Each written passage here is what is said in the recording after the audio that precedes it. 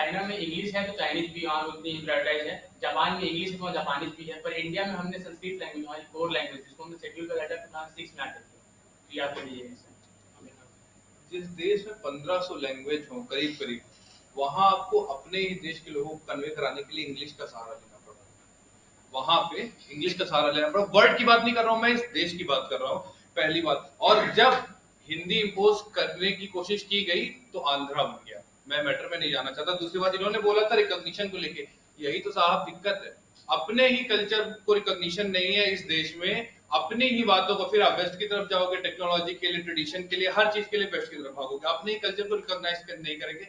कश्मीरी पंडितों का मैसेकर हो जाता है, लेकिन 30 साल तक क्या करते हैं साहब, रिकॉग्निशन नहीं है। ये बहुत बड़ी समस्या है। 9 सेकंड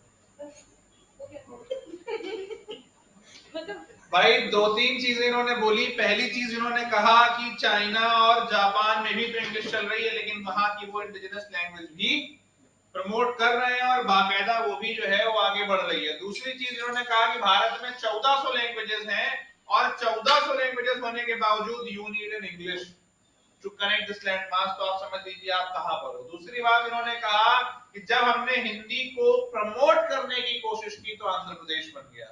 चौथी बात इन्होंने कही कि आपके यहाँ पर अपनी ही चीजों का एक्नॉलेजमेंट नहीं है, आप अपनी ही चीजों को एक्नॉलेज नहीं कर पा रहे हो। आप चाहे वो छंद शास्त्र हो, चाहे जो कुछ भी हो, आप उनको एक्नॉलेज नहीं कर पा रहे हो। और ये समस्या है, इसीलिए आज आप वेस्ट की तरफ भागने को मजबूर हो रहे हैं। ठीक है ना।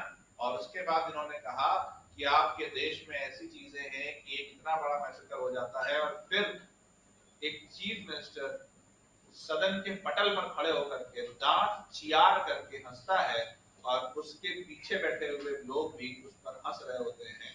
देश की एक ट्रेजेडी पर, इतनी बड़ी ट्रेजेडी पर, इससे बड़ी बात कुछ नहीं हो सकती। नहीं, इसमें कश्मीरी जो वो था उसमें पॉलिटिकल या उस जेनोसाइड की बात नहीं, सिर्फ जो इसका समाज ने सिविलाइजेशनल एस्पेक्ट है। यस यस, कि सिविलाइजेशन और समाज ने उसको एक्सेप्ट उस तरीके से नहीं किया या उस पर कुछ किया नहीं। ठीक है, तो वो चीज है बड़ी